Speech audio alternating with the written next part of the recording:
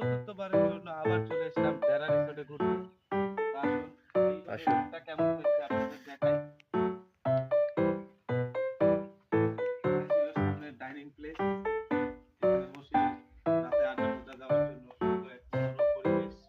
তো পরিবেশটি খুবই সুন্দর। আমি ১৪৩ নাম্বার রুমে অবস্থান করছিলাম। আসেন আপনাদের রুমটা ঘুরে দেখাই।